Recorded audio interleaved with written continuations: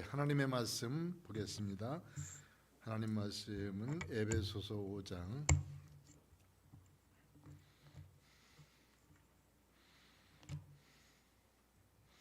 에베소서 5장 15절 말씀부터 33절까지인데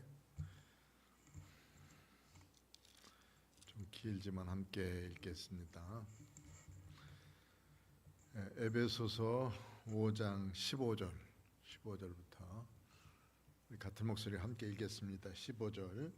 그런즉 너희가 어떻게 행할지를 자세히 주의하여 지혜 없는 자같이 하지 말고 오직 지혜 있는 자같이 하여 세월을 아끼라. 때가 악하니라.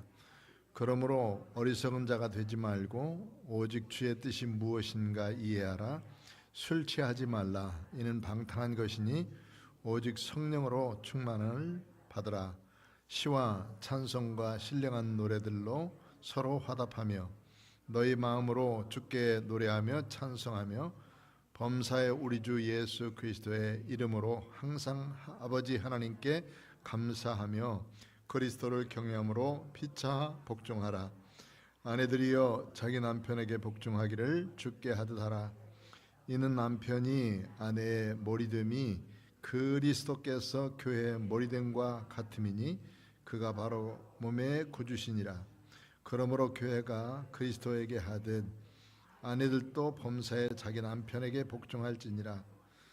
남편들아 아내 사랑하기를 그리스도께서 교회를 사랑하시고 그 교회를 위하여 자신을 주신같이 하라. 이는 곧 물로 씻어 말씀으로 깨끗하게 하사 거룩하게 하시고 자기 앞에 영광스러운 교회로 세우사 티나 주름 잡힌 것이나 이런 것들이 없이 거룩하고 흠이 없게 하려 하심이라. 이와 같이 남편들도 자기 아내 사랑하기를 자기 자신과 같이 할지니 자기 아내를 사랑하는 자는 자기를 사랑하는 것이라. 누구든지 언제나 자기 육체를 미워하지 않고 오직 양육하여 보호하기를 그리스도께서 교회의 함과 같이 하나니 우리는 그 몸의 지체임이라. 그러므로 사람이 부모를 떠나 그의 아내와 합하여 그 둘이 한 육체가 될지니 이 비밀이 크도다. 나는 그리스도와 교회에 대하여 말하노라.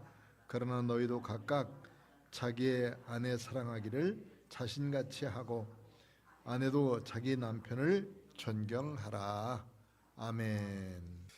오늘 에베소서 5장에 있는 말씀들을 함께 읽었습니다. 제일 마지막 부분들을 읽었는데 에베소서 5장을 시작하면서 우리 성도들이 마땅히 해야 될 일이 뭘까를 몇 번 가르쳐주고 있습니다. 4장부터 시작해서는 우리들이 성도들이 마땅히 해야 될 일들을 가르쳐주고 있는데 그 중에서 우리가 이제 주님께 부르심을 받은 사람이니 부르심을 받은 사람답게 살아가자. 행동을 하자는 말이고 생활을 하자는 말씀이었었어요. 그래서 서로 하나님의 말씀을 가진 사람답게 살기 위해서는 주님이 우리를 사랑하신 것처럼 우리도 역시 사랑하는 마음을 가지고 살아야 된다 하는 것이고, 성령님께서 우리와 하나님이 함께 할 수 있도록 만들어 주셨으니 성령이 하나 되게 하신 것처럼 교회가 하나 되도록 최선을 다해서 섬기자 하는 말씀을 주시고 계셨습니다. 그리고는 그러기 위해서 우리에게 각자 여러 가지 직임들, 재능들을 주셨는데 이 탈란트를 가지고 하나님을 섬겨가자. 가르치는 사람은 가르치는 사람으로, 또 봉사하는 사람들은 봉사함으로, 돕는 사람들은 돕는 사람으로, 위로하고 격려하는 사람들은 이런 일들로 서로 도울 수 있도록 하자. 그래서 하나님의 교회가 세워져 가기 위해서 우리에게 주어진 귀한 직분들을 잘 감당하자 하는 말씀을 함께 나눴습니다. 그리고는 이제 우리는 옛사람은 벗어버리고 새 사람을 입어야 된다 하는 것. 옛사람은 이 에베소 사람들이 가지고 있는 옛사람들의 모습은 대단했어요. 거기에 이제 고대 문화들이 쭉 이렇게 되어져 있고 신전들을 섬기는 문화가 있고, 그렇기 때문에 그런 것들로부터 보면 우리 예수 믿는 믿음의 사람들과 정반대되는 일들을 자랑스럽게 하고 있었던 사람들이 그들의 모습입니다. 그런데 그런 것들은 이제 벗어버리고 다 버려야 된다. 옷을 싹 갈아입고 새 옷을 입듯이 우리의 그 삶의 모습이 바뀌어져야 된다는 것이죠. 여름이 됐는데도 불구하고 겨울옷을 계속 입을 수가 없지 않습니까? 겨울옷 계속 입고 있으면 이제는 더워서 못 살지요. 그러듯이 옷을 다 벗어버리듯이 이제 예수 안에서 새 사람이 됐으니 예수님 닮은 삶, 예수님께서 우리에게 입혀주신 삶을 살자. 하나님이 우리에게 주시는 그 믿음의 역사 중에는 딱 두 가지를 이렇게 살펴보면 이 두 가지는 우리에게 공존해 있습니다. 하나님은 의를 행하시길 원해요. 공의로우신 하나님, 의. 그래서 공의는 죄를 그냥 놔두시질 않아요. 죄를 보면 반드시 책망하시고 죄에 대한 대가를 주셔서 죄를 아주 없이 하도록 하고 죄를 싫어하십니다. 그렇기 때문에 죄 지으면 그 죄의 값을 똑똑히 받게 되어져요. 대신 하나님은 반면에 사랑의 하나님이시죠. 사랑의 하나님. 죄 지은 자를 죽어가도록 죽어버리라고 내팽개치는 것이 아니라 그 죄악 가운데서 다시 돌아와서 하나님 앞에 설 수 있도록 만들어 주신 분이 하나님이신데 그 하나님이 바로 사랑의 하나님이에요. 하나님의 속성 중에 정말 귀한 것이 공의와 사랑이거든요. 상반되는 것 같으나 이것이 하나님 앞에 있기 때문에 우리가 살 수 있는 거예요. 우리가 죄를 바르게 알지 못하면 하나님이 누구신지를 알지도 못하고 그리스도가 왜 우리를 위해서 돌아가셨는지도 알지 못하는 자가 되어버리죠.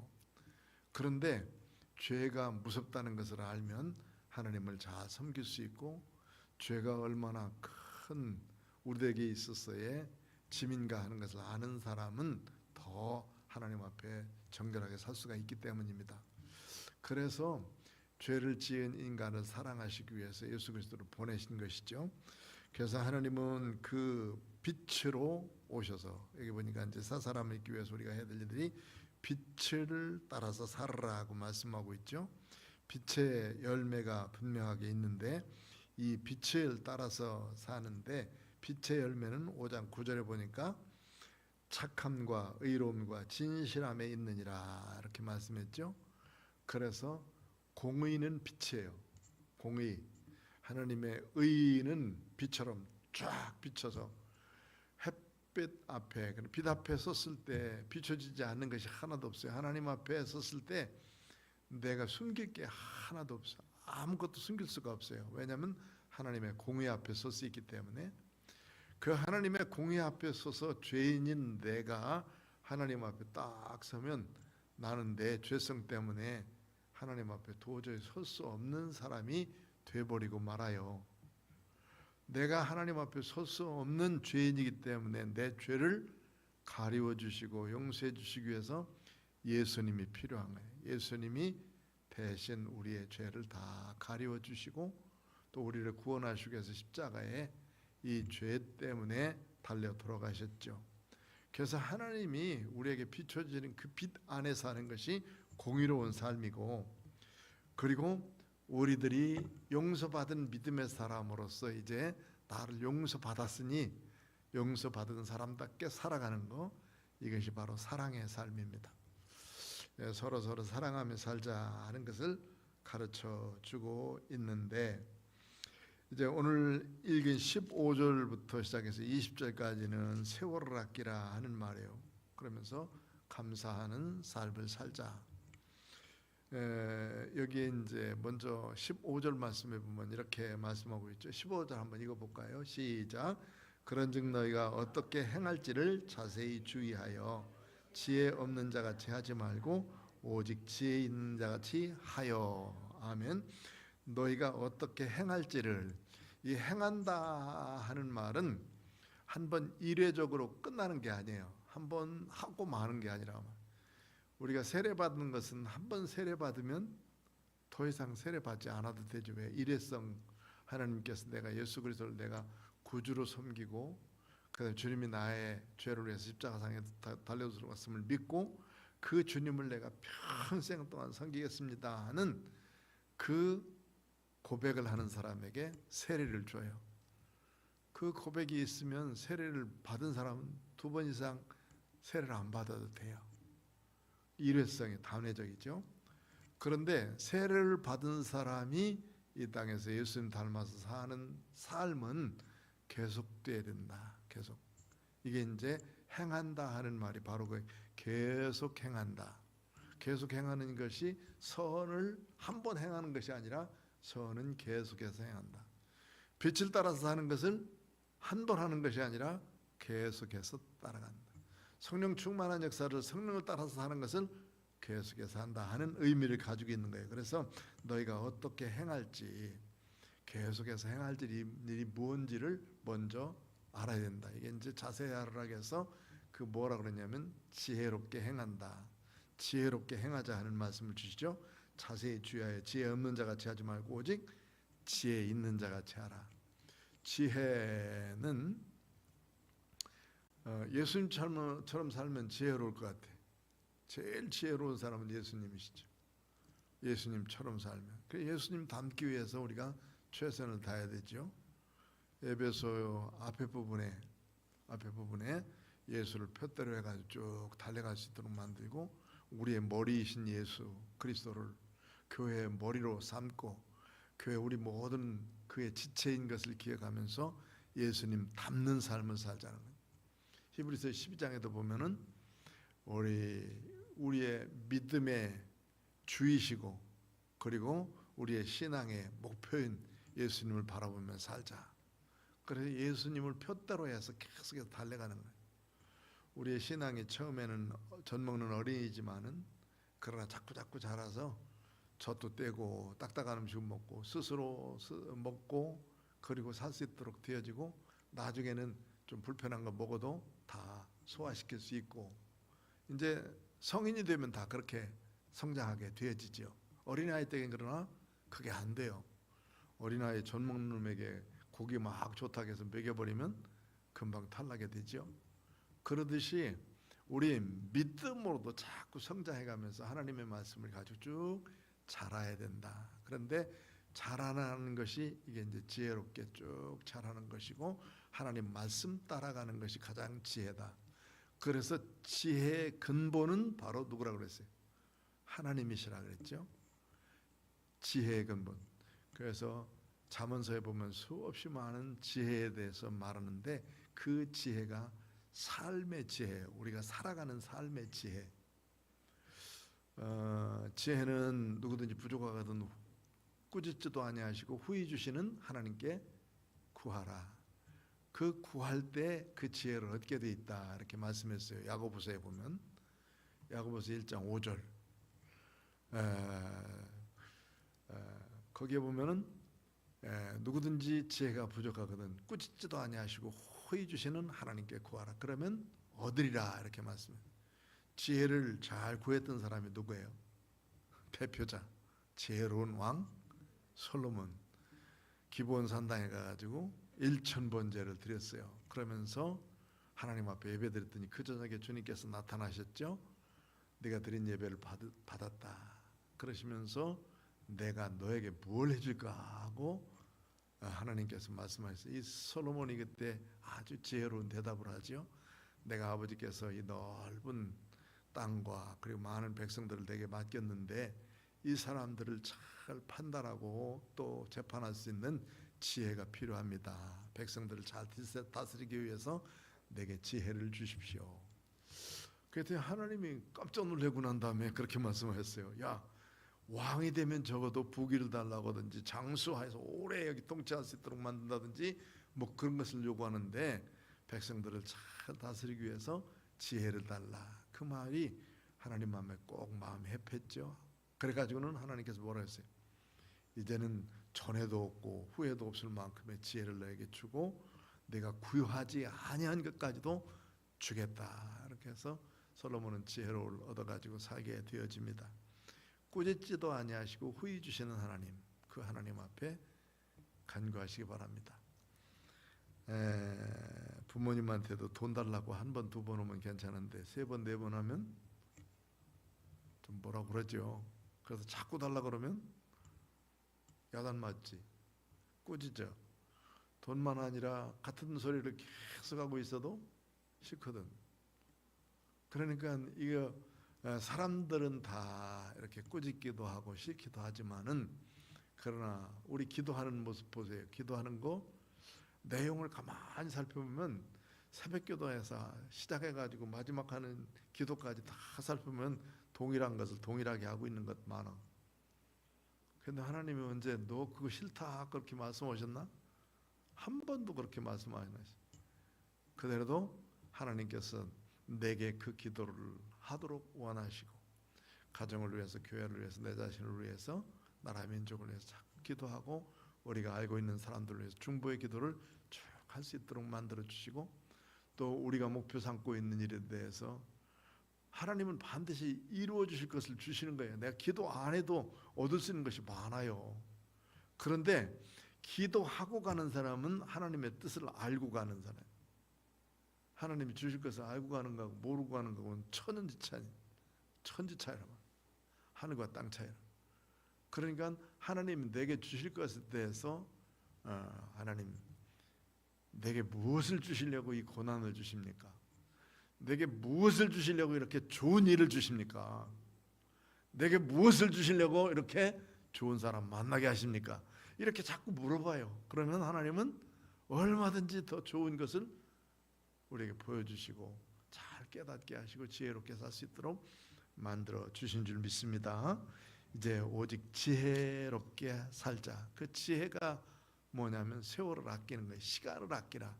아낀다는 말은 그 히브리 헬라 본래 원어는 돈을 주고 산다는 말이에요. 돈을 주고 산다. 시간을 산다는 말이거든요. 시간은 뭐라 그래? 돈이다 그래. 돈. 시간은 돈이다. 시간은 돈.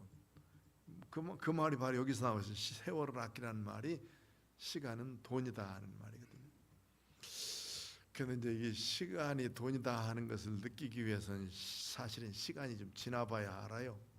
젊었을 때는 왜 이 시간이 이렇게 안 가는지, 빨리 커서 장가도 들고 싶고, 빨리 커서 애도 낳고 싶고, 빨리 커서 뭐도 하고 싶고, 돈도 벌고 싶고. 그런데 그 시간이 안 가요. 중학교, 고등학교 때 얼마나 시간이 안 갔는지 몰라. 빨리 커가지고 돈 좀 벌어보고 싶은데, 왜 돈을 우리 아버지가 어머니가 좀 풍부하게 줬어야 되는데 안 주셨거든. 그래서 써보려고 그랬더니 그것도 사실은 뭐 지나서 또 못했지만 그런 시간이 안 가. 그런데 그 시간이 정말 귀중하고 소중하다는 것은 나중에 알게 되어지죠. 나폴레옹이 이런 말을 했어요. 오늘의 불행은 내가 언젠가 잘못 사용한 시간의 보복이다. 무슨 말이죠? 내가 지금 불행을 겪고 있는 것은 지금까지 살아온 가운데서 잘못 쓰고 있는 시간에 대한 그 시간이 나를 보복하고 있는 거다. 이렇게 말을 했어요. 이 나폴레옹도 대단한 사람이죠. 그러니까 잘못했던 일들이 결국은 그 결과로 나타나는 것들이 많잖아요. 내가 잘 살고 있고 또 바르게 살고 있었으면 문제가 없는데, 그때 내가 잘못 살았기 때문에 후에 내가 겪어야 될 불행들이 참 많이 나타나게 된다면, 이게 지금 이제 우리에게 주시는 말씀 중에 상당히 중요한 말씀이죠. 그래서 세월을 아끼라, 세월을 아끼라. 참 이런 말씀 드려서 죄송하지만은 이제 조금 이제 은퇴한다고 생각하니까 설교가 뭔지, 또 성경 읽는 것이 뭔지, 목회가 뭔지, 교회가 뭔지를 조금은 알겠어요. 그런데 이제 그만 놔야 된다고 생각하니까 시간이 이제 조급하게 되고, 좀 더 열심히 해야 될 텐데 하는 생각을 하게 되고, 뭐 그렇습니다. 이렇게 이제 다 마치기 전에 벌써 이런 것을 벌써 깨달았어야 되는데 이게 그렇지 못해가지고, 그냥 시간을 아끼라, 시간을 살아, 시간이 귀중하다는 말은 바로 이런 데서부터 오는 말씀이죠. 세월을 살아, 시간을 살아는 말은 바로 우리에게 시간을 잘 써라 하는 말이고, 그 뒤에 보면 때가 악하다. 때는 같은 시간이에요. 같은 시간이 악하다는 말은 그 내가 지나고 있는 시간이 악한 게 아니라 잘못 사용하고 있으면 그 시간은 내게 그 시간에 대한 잘못된 것을 내게 보복해 주고 있거든. 그러기 때문에 그 시간을 잘 써라 하는 말이에요. 그러므로 어리석은 자가 되지 말고 오직 주의 뜻이 무엇인가 이해하라. 술 취하지 말라. 술을 취하지 말라는 말은 비단이 술 한 잔 두 잔 먹는 거 그것만 말하진 않아요. 술은 세상하고 같아요. 세상하고 같아요. 예수 믿는 사람들은 술을 안 먹어야 되죠. 이제 술을 안 먹어야 돼요. 먹으면 젊은 사람들 우리 학생들에게 늘 그런 말을 하는데 다니엘처럼 좀 결단을 해봐라. 다니엘처럼. 다니엘이 다 18, 19살 때인데 얼마나 먹는 음식에 대해서 상당히 관심을 가지고 있고 많이 먹을 때 아니에요. 그런데 주는 음식이 뭐냐면 제사들이 그 왕한테 제사 드리는데 거기에 산의 진미가 보통 많은 게 아니라 기름진 음식들 많고 그러고 난 다음에 그 제물 가운데서는 또 함께 술을 먹는 거예요. 술을 먹는 거. 그러니까 그렇게 먹으면서 공부하는 사람하고 차라리 이거 안 먹고 채식을 먹으면서 채소를 먹으면서 공부하는 사람하고 이게 지금 머리가 누가 잘 돌아갈 것 같아? 어? 그러니까 다니엘이 똑똑해진 거 아니겠어요? 결단을 한 거예요. 근데 안 되니까 열흘만 시험해 보십시오. 저 사람들보다 내 얼굴이 초췌하면 그만 저거 먹겠습니다. 그러나 열흘 후에 저 사람하고 나하고 똑같으면 그냥 나 그것만 먹겠습니다 하는 거거든. 이제 직장에 가서도 그렇습니다. 직장에 가서도 회식 자리 피할 수 없는 것들 아니에요. 참 가서 예수 믿는 사람들이 나 예수 믿는 사람인데 회식 자리 안 갈 수도 없고 가면은 또 이제 꼭 한 잔 두 잔 하라고 그러고 뭐 이 상사가 주는 술 뭐 술해 가지고 또 따지고 막 그러잖아요. 참 그런데 얼마나 곤란한 경우가 많습니다. 그러면 일단 참여해. 예수 믿는 사람으로 참여 안 하면 뭐 또 욕 먹으니까 참여하고 술 주면 받아 놔 옆에 마시려고 생각하지 마. 그 앞에 나와 있는 다른 음식 많어. 물 먹어도 되고. 어? 아이 상사가 따라주면 요즘에는 막 억지로 먹이잖아요. 그 전에는요 먹였어요. 제가 군대 가가지고 술 안 먹기로 결정하고 뭐 술은 안 먹었습니다만 그러고 있는데 첫 번째 어떤 월남 갔다 온 병장 하나가 제대하는데 온 회식이야 회식. 회식은 뭐 그날 아주 뭐 상당히 뻑적지근한 회식을 했는데 술 안 먹는 사람이 나하고 김남수라고는 우리 군종 사병이었던 친구였는데 두 사람만 술을 안 먹어요. 나머지는 다들 뭐 먹느라고 정신없고. 그런데 뾰족 이제 둘만 세워놓고 이제 술 먹이려고 그러는 거예요. 우리가 먹나? 안 먹지. 그 옷을 탁 벌려. 안 먹으면 이놈의 새끼 여기다 집어넣는다고 다 줄줄줄줄 부어. 또 그냥 가만히 있는 거야. 한 두 번 또 맞아요. 저기한테 고참한테 주는 술도 안 먹는다고. 그래가지고 한 두 번 괴롭히니까 저놈들은 회식 오면 이제 그 사람들 빼는. 오히려 저 대공초소 가서 보초 서는 게 훨씬 더 쉬워요. 그래가지고 보초 서러 가고 뭐 그랬어요. 한 번 하기가 이게 한 번 거절하기가 한 번 결단하기가 좀 어려워서 그렇지. 그렇게 하기 시작하면 안 하는 것으로 알아야 하는 것을. 그런데 하나씩 둘씩 타협하기 시작하면 야 임마 너 엊그제도 했잖아. 또 그런데 뭘 그러냐. 그러면서 타협하기 시작하면 안 된단 말이죠. 타협하기 시작. 그러니까 예수 안 믿는 사람들은 그 방법대로 살겠지만 그러나 예수 믿는 사람들은 조금 다르게 살자. 다르게. 그래서 이제는 좋아하던 것도 아니라고 하면 끊어야 돼. 그때 당시에 왜 그러냐면 선교사들이 들어와서 보니까 우리나라 사람들은 두 가지 때문에 망쳤어요. 왜냐면 1980년대 정도 1880년대 정도는 전부 다 기생집 다니고 또 7살짜리만 돼도 이게 이제 장가들 전에 일찍 장가들이 오면 상투 꽂고 다니면서 긴 담뱃대 가지고 다녀야 이 양반이라고 생각했어요. 여기 양반. 그 양반들이 이게 7살도 안 된 놈을 갖다가 담배 피게 만들어 놨으니 이게 어디 뭐 사람이 잘하겠냐 말이죠. 그리고 계속 술집 다니면서 그게 이제 우리 공식적인 저게요. 관리들이 가서 거기 다니는 거는 아예 공식적인 일이라고 말이죠. 우리나라 사람들이 얼마나 타락했나 하는 걸 알 수 있어요. 지금도 뭐 여기 뭐 무슨 뭐라 그러지?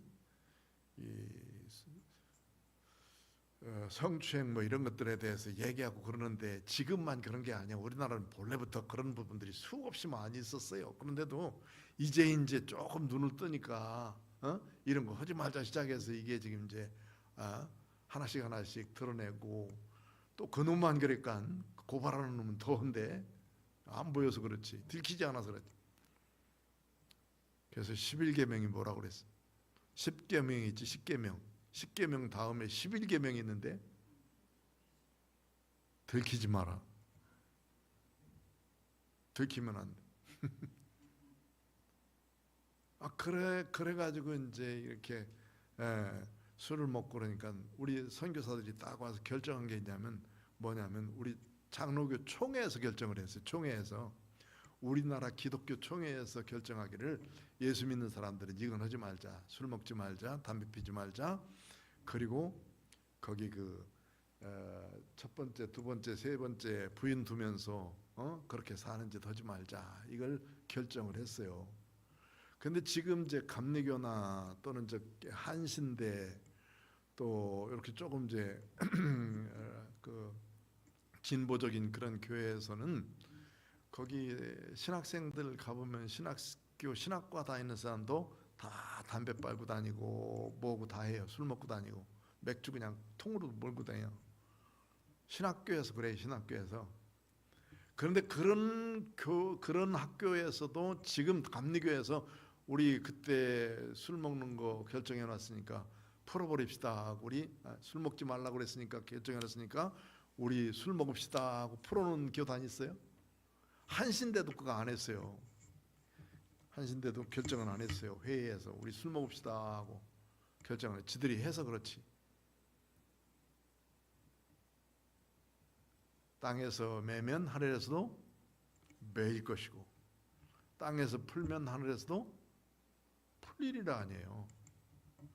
그러니까 여기서 매놓은 것 아직까지 안 풀었으니까 안 와야지. 이게 법이죠. 물론 이것저것 다 따지면은 그러는데 여기 술 취하지 말라 했으니까 술 먹지 말라 안 했으니까 취하지만 안 하면 된다고 또 그렇게 해석하는 사람도 있어요. 술은 입에도 안 대야 되는 거예요. 보지도 말라고 그랬어요. 잠언 23장에 가봐요. 잠언 23장에 가보면 이게 처음에는 살살 넘어가다가 붕 하늘에서 뜬 것 같고 그러다가 이제 얻어 터지기 시작하면 이것 여기서 넘어지고 저기서 넘어져도 전혀 감각 없게 되고 이게 이제 술이요. 그 다음에는 사람의 인성을 해하고 있기 때문에 이런 것 하지 말라는 거거든요. 그래서 이것으로부터 방탕하게 되고 이것으로부터 시작해서 피폐해야 되는 경우가 많아요. 그러니까 이거 하지 말라. 철저히 가르쳐야 돼. 우리 예수 믿는 믿음의 사람들에게 철저히 하지 말라는 게 하지 말아야 돼요. 안 해야 되는 게 좋아. 좋은 게 아니라 안 해야 돼요. 안 해야 돼. 그러기 시작해야 그 다음에 내 신앙을 바르게 세워갈 수 있습니다. 그러면 한 번, 두 번 해서 나 이제 교회 다니니까 안 먹을래 라고 시작해 보세요. 그러면 그래? 그러면은 하지 말자. 억지로 와서 시키는 놈은 나쁜 놈이야. 그러니까 그런 사람하고 사귀지도 마라. 뛰어보내. 차라리 그게 훨씬 더 나아요. 왜 나를 넘어지게 만드냐고 말이지. 에? 그러니까 그렇게 아주 결단을 해야 되는데 그런 결단이 필요한 것이 신앙입니다. 오직 대신 뭐라고 그러냐면 성령으로 충만해라.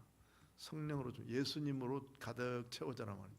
막걸리 한 잔 딱 먹으면 주님 감사합니다. 이렇게 좋은 막걸리를 주셔서 은혜 가운데 마시겠습니다. 예수님의 이름으로 기도합니다 하고 막걸리 먹는 사람. 그럴 수 있는 사람. 그렇게 해봐 한번. 그럴 자신 있으면 그렇게 하라고. 그렇지 않으면 안 해야 되는 거거든요. 시와 찬송과 신령한 노래들로 서로 화답하며 너희 마음으로 주께 노래하며 찬송. 이게 이제 예배의 순서예요. 예배의 순서. 우리가 하나님 앞에 예배 드릴 때 먼저 묵상기도 합시다 하고 성경 한 절 읽고 기도하고 사도신경 고백하고 찬양하고 또 대표기도하고 말씀 듣고 그 다음에 이제 헌금 드리고 그 다음에 축도하고 이렇게 해서 순서를 맞추죠. 대략 여기에 있는 순서 따라서 거의 해가게 돼 있어요. 예배 요소들이 5개 예배 요소들이 대부분 여기에 되어 있습니다. 그래서 이제는 범사에 우리 주 예수 그리스도의 이름으로 항상 아버지 하나님께 뭐하고 감사하며 감사의 기도 감사하자. 사실 우리 하나님 앞에 감사할 일이 정말 많잖아요. 정말 많아요. 우리가 이렇게 살게 하신 것도 주님의 은혜고 주님께 감사해야 될 일들이고 살아가면서도 우리에게 주신 이런 하나님의 은총이 얼마나 크고 감사할 일을 찾으면 정말 많아요. 그런데 그걸 범사에 우리 하나님께 주 예수 그리스도의 이름으로 감사하자. 주님의 이름으로 감사하자.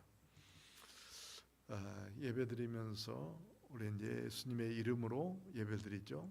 찬송하면서도 예수의 이름으로. 그 다음에 기도하면서도 예수의 이름으로. 우리가 늘 정말 더 힘써야 될 일들이 뭘까? 여기에 있는 오늘 15절부터 시작해서 21절까지 있는 말씀들, 이것을 우리의 신앙생활에서 정말 힘써야 될 일들이에요. 정말 힘써야 될 일들. 제가 고등학교 1학년 때쯤에 그때 이제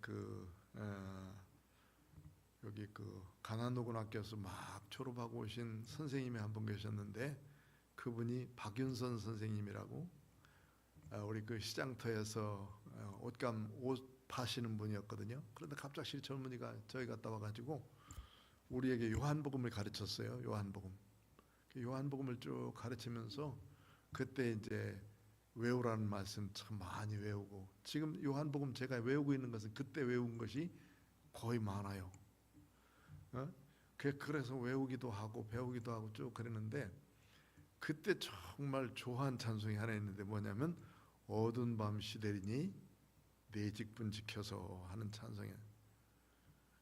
나중에 어떤 친구 만났는데 야, 너 그 찬송 지금도 부르고 있냐? 그렇게 묻더라고.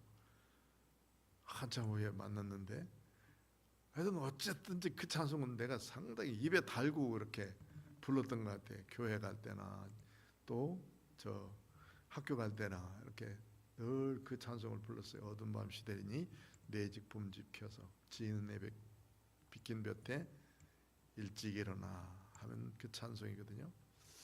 오늘 한번 불러보려고 그랬더니 시간이 좀 있으니 이따쯤 한번 불러봅시다. 그래서 우리가 하나님이 우리에게 귀한 직분을 주셨는데 이 직분이 금방 이제 끝나요. 뭐 얼마 그렇게 오래 갈 것 같지만 시간 금방 지나게 되기 때문에 이 시간들을 잘 아끼자. 시간을 아끼자. 세월을 아끼자 하는 말씀입니다. 그래서 우리가 하나님께서 주신 은혜 따라서 시간을 낭비하는 것이 아니라 시간을 잘 사용하고 그 다음에 우리 하나님이 주신 은혜 가운데 깨어서 주님 앞에 이런 믿음의 삶을 잘 살아야 될 줄 믿습니다. 우리가 열처녀의 비유를 잘 알잖아요. 열처녀의 비유. 마태복음 25장에 보면은 3가지 비유가 나오는데 그 중에서 첫 번째 비유가 열처녀에 대한 비유예요. 들러리로, 그러니까 내 친구가 결혼식을 하게 되는데 여자친구 10명이 지금 이제 들러리로 준비하고 있고 신랑 맞을 준비를 하고 있고 신랑이 이제 오게 됐죠. 그러면 이 신랑 맞을 준비를 하고 있는 열처녀들은 이제 기름도 준비하고 거기에 들어갈 옷도 예복도 준비하면서 다 이렇게 있어야 돼. 등불 준비하고. 그런데 신랑이 더디움으로 더디왔다. 더디왔다 하는 말은 신랑은 제때 온 거예요. 그런데 누구 생각에 더디왔냐면 맞는 사람들, 이 신부의 생각에 더디온 거예요. 신부들이, 신부의 친구들, 들러리로 쓴 10명의 처녀들이 생각하기를 곧 올 줄 알았는데 안 오고 계시거든. 그러니까 기다리도 안 오니까 10명 다 잠들었어요. 다 잠을 잤어요. 슬기로운 사람만 안 자고 또 미련한 사람만 잠 포자고 그런 게 아니에요. 다 잤어. 10명이 다 잤어요. 그러니까 우리 주님이 오실지는, 우리는 사실 언제 오실지는 몰라요. 다 똑같아. 똑같이 생활하는 것 같아요. 예수 믿는 사람이나 안 믿는 사람이나 비슷하게 사는 삶 같아요. 그런데 예수 믿는 믿음의 사람들은 뭔가 달라. 거기에서 보면 이제 슬기로운 다처녀들은 기름도 등불 준비했고, 그 다음에 혹시 모르니까 기름을 예비해 놓은 기름을. 그러나 미련한 다처녀는 등불만 딱 준비하고 이때쯤 오시겠지 하고 자기 생각으로 표준을 삼은 거고, 신랑의 생각이지 여기 처녀들의 생각이 아니에요. 주님이 오시는 것은 우리들의 생각이 아니라고. 누구의 생각이에요? 하나님의 생각이시고, 이건 아들도 모르게 그렇게 우리에게 정해지신 것이라고 말씀했거든요. 그런데 우리 생각에는 뭐 다미선교회 1992년도에 이장님인가 하는 사람처럼 매 10월 26일 날이었나 며칠 날 온다고 그냥 막 어디 엄마선 백화점 밑에서 손 들고 막 소리 지르고 있어서 오시라고 막 소리 지르고, 지나도 안 오시는데 어쩔 거예요. 지금도 여기 가끔 돌아다니는 사람 하나 있어요. 요즘에 이제 누구지 만났는데 그 사람 지금 완전 치매 때문에 기억을 못 하고 이렇게 돌아다니는 사람 하나 있어요. 나한테 자전거 타고 가가지고 우리 교회 문간에 지하실인데 와가지고 목사님 불러. 그럼 가봐. 누구예요? 그러면 10월 16일 날 예수님이 오신다는데 그때까지만 믿어보시라고. 당신이나 믿으라고 내가 소리 지르면서 내가 아니 갔냐고 소리 지르고 막 그랬거든. 응? 자전거 타고 또 좀 안 갔다 돌아와서 또 목사님 불러. 얼마나 성질나는지 니나 믿으라고 그랬는데도 그러고 그래. 그런데 그 다음부터는 싹 없어졌어요. 한참 동안 나한테 나타나지도 않았어. 그날 없어져야 되거든. 난 휴거인 줄 알았어. 한참 만에 나타났어요. 그럼 왜 여기 있는 거요? 그랬더니 그때까지만 믿어보시라는 사람이.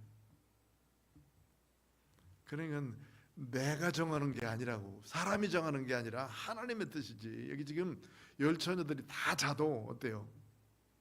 다 자고 있어도 이거는 주님이 언제 오실지를 모르기 때문에 우리가 준비해야 되는 것이 사실이지, 그냥 내 생각으로 요거 등불 밝힐 때까지만 오시면 되겠지 하고 그렇게 밝혀놓는 게 아니라고 말이지. 우리의 신앙은 늘 준비되고 주님을 기다리고 바라는 신앙이 되어져야 되죠. 그러니까 이런 믿음을 가질 때 우리가 더욱더 주님 앞에 깨어 있을 수가 있다. 그래서 여기 세월을 아끼는 것은 바로 깨어있다 하는 말이 깨어있다. 신랑이 온다 하는 말을 듣고 잠자다가 일어나 보니까 불이 그 사람 것들도 꺼가고 여기 지혜로운 사람들도 꺼져가는 거예요. 둘 다 시간이 오래됐으니까. 그러나 준비한 사람들은 자기의 기름을 등에다 부어서 들고 들어가고, 이 사람들은 유대인들의 전통이 그래요. 유대인들이 한 사람의 잔치집이 있으면 온 동네가 다 등불을 밝혀놔. 그래가지고는 그때 가게도 뭐 기름을 파는 가게도 다 문을 열어놔요. 그러니까 빨리 가서 사와야 될 거 아니야. 사러 간 사이에 뭐가 닫혔다 그랬어요. 문이 닫혀버리고 말았어요. 그러니까 늦어버린 거예요. 이미 벌써 준비해 놨어야지. 그러니까 우리가 사는 삶 속에 내 생각이 중요한 게 아니라 주님의 생각이 중요해. 내 생각에 맞춰서 살지 말고 주님의 뜻에 맞춰서 살자. 내 생각대로 살려고 자꾸 노력하지 말고 주님의 생각대로 하나님의 뜻대로 맞춰 살려고 생각하는 게 이게 깨어있는 삶이에요. 이게 깨어있는 삶. 그런데 교회를 자꾸 이렇게 섬기는 사람들을 보면 자기 표준이에요. 자기 표준. 전부 다 자기 표준. 어떤 교회에서 목사님이 기름을 차에다 기름을 넣었는데 기름 영수증을 갖다 이제 재정부다 드렸어요. 같은 날 이 차도 기름 넣을 수 있고 저 차도 기름 넣을 수 있고 넣을 수 있잖아. 그런데 같은 날 두 개라고 해가지고 따지기 시작하는 거예요. 이 영수증 가지고 따지기 시작. 재정부는 이런 영수증 가지고 따지는 게 재정부 세운 게 아니에요. 재정부는 이걸 어떻게 썼느냐가 중요한 게 아니라 하나님 앞에 잘 관리할 수 있도록 만들어야지. 이게 몇 원짜리 얼마 썼느냐 이거 관리하기 위해서 재정 이건 누구나 다 할 수 있는 거예요. 뭐 초등학교만 나오면 다 이거 얼마 썼는지 다 알 수 있는 거예요. 그런데 그거 따져가지고 가다가 목사님 뭐 얼마 떼먹었네 얼마 떼먹었네. 목사님 그거 떼먹기 위해서 몇십 원 떼먹기 위해서 그거 갖다 내놓겠어요? 그러다가 이제 교회에서 나가라 해가지고 나가고 또 그것 때문에 노예에서 탈퇴하고 복잡해요. 지금 복잡해졌어요. 그러니까 그거보다 더 중요한 것은 저는 그렇게 생각해요. 목사는 교회에서 주는 언제도 말씀드렸지만 목사는 빌어먹고 살아야 된다 해서 늘 기도로 빌어먹고 살려고 생각해요.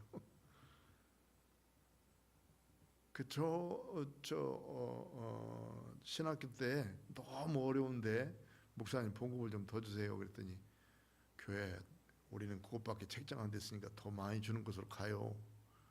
그래가지고는 그 교회에서 쫓겨났어요. 그래가지고 6개월 동안 쫄쫄 굶고 있었어요. 제가 6개월 동안 임지가 없었어요. 그때 깨닫고 난 다음에 뭔가 하냐면 주님이 주시는 대로 먹고 사는 것이다. 얼마를 주든지 내 봉급에 대해서 얼마를 올려주세요 이렇게 말하지는 한 번도 안 했어요. 그리고 장로님들이 스스로 알아서 더 주려고 그러고 나는 깎으려고 그래야 되는데 나는 달라고 그러고 장로님들은 깎으려고 그래. 참 은혜스러운 교회지.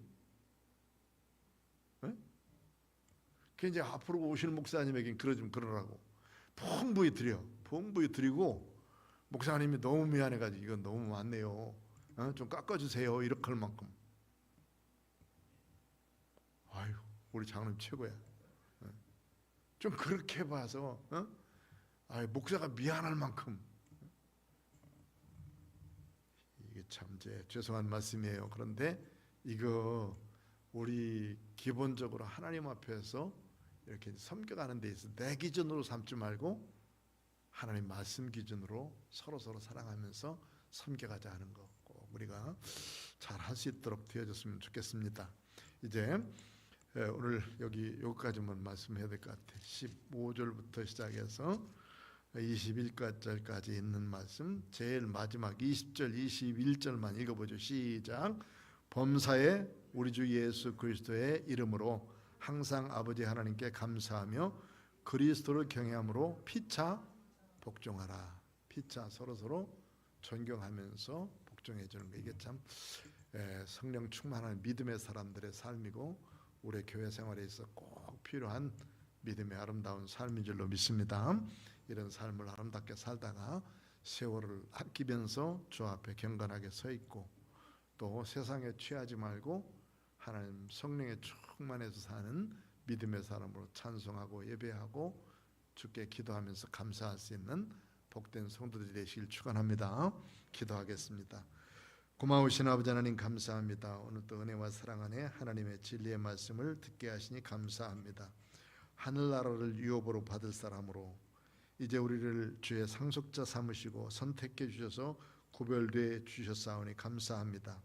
빛의 열매를 맺게 하시고 세월을 아끼게 하시며 그리고 잘 준비할 수 있는 믿음의 사람 뿐만 아니라 하나님 중심으로 살 수 있는 믿음의 삶을 살아드릴 수 있도록 인도하여 주옵소서. 예수님의 거룩하신 이름으로 기도드리옵나이다. 아멘.